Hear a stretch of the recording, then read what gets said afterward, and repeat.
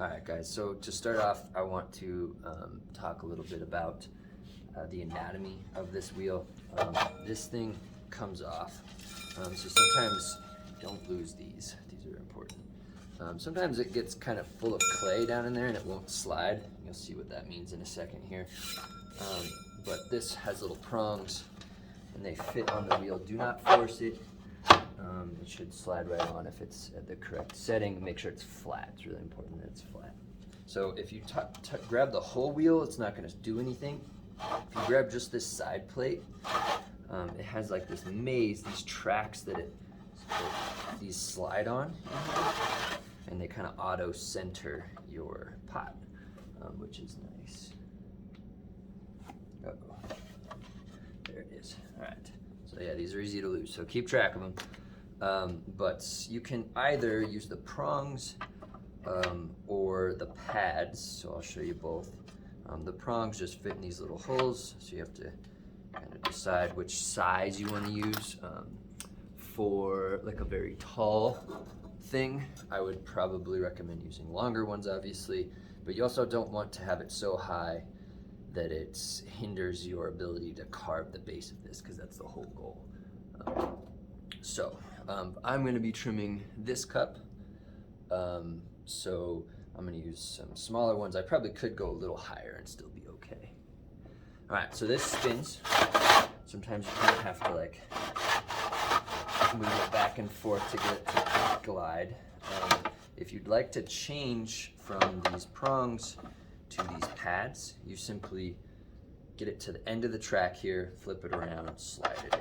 If these aren't on the wheel, you have to find this end of the track here.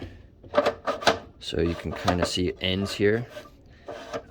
Sort of the start of the maze, if you will. And then you can insert these little blue things. So put that in there. That's showing. Yeah. All right, so now slide it in. Make sure you've got some water.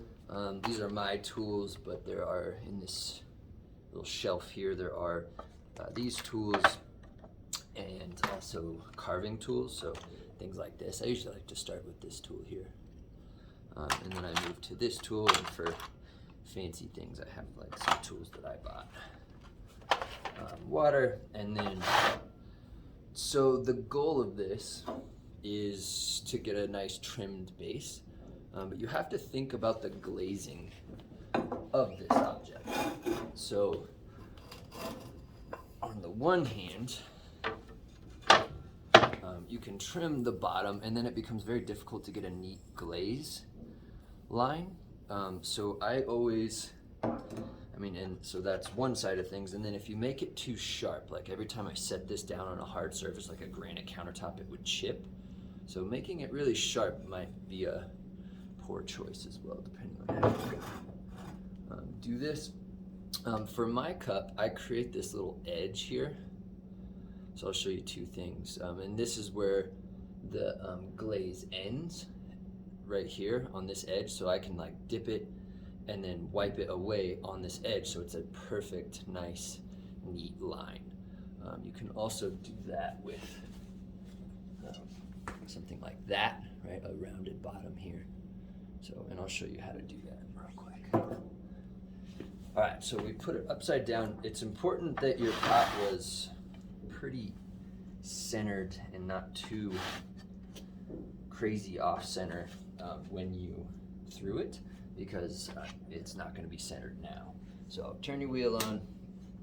Definitely make sure the pedal's down if you have your pot on here, because they can go flying. So now, the power strip. And there's a red wheel and a white wheel, so try to keep to that. Get it going, and you might have to, because I do like a little wabi-sabi, like imperfection type thing with my pot, so I usually have to kind of find the orientation where it's the most centered. And that seems about right. It's not perfect, but that's probably a good example. So it's wobbling a little bit, but I'll show you how to figure that out to kind of fix that. So elbows in, make sure you're really steady here. And you don't want to do too much all at once, okay? So the more perpendicular you are to the wall, the less you're going to carve, and the more sort of horizontal to the wall, the more you're going to carve. So start small, get the feel of it, but you can kind of see as I'm carving, it's just carving on that part, that bit that's wobbling out. So you can almost like center this base here somewhat. Get it going pretty fast. Hopefully you can kind of see that or hear that. But I'll just start cleaning it up. Alright, and to make this style of foot, I will begin by kind of carving. This isn't the foot I want to make for this cup, but I'm going to show you anyways. So I'll do it very lightly, just so you can see. Okay, when you're carving the top, it's always a good idea to get a feel for how thick it is. So you can tap it, and I mean, if it sounds, it's an intuitive thing, knowing if it's thin or thick. You can kind of listen for that, and with practice that'll come. But that's decently thick. I've got a little bit, and you can also push. So if I push gently and it gives, that means it's really thin. All right, so keep that in mind, check often. All right, now I've got like a little ring that's begun on the outside. And again, I kind of want to have a separation here.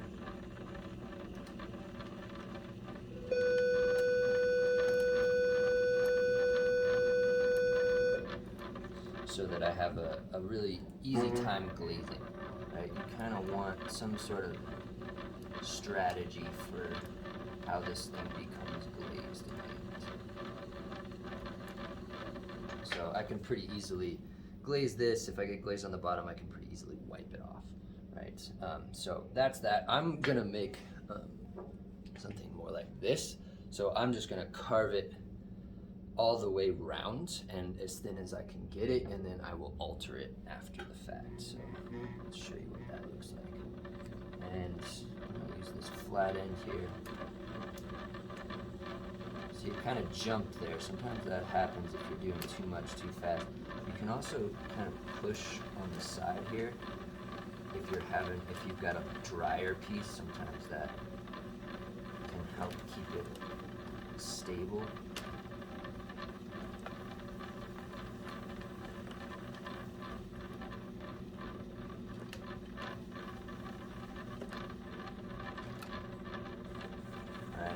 Obviously I'm making lines in this, and that's kind of an aesthetic choice that you have to make. I don't particularly like the lines for these cups, so I'm going to hide those. And you can do that with one of two ways. Like the flat ends helps, but you can also see how it get like a little line down there.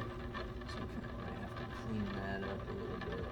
Maybe I have some water and I can use my finger to clean it up. But I want to hide these lines so I have more of an organic kind of vibe going on. Alright, and then at this point I'll probably use one of these larger edges. If you've got dried clay on it, it's probably a good idea to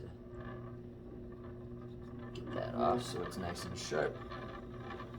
And then I can clean it up. And I can even accentuate this line where I'm going to stop glazing. This edge right here is where I'll wipe glaze away. I'll dip it and then wipe it away so I have a nice neat line. But there you have it.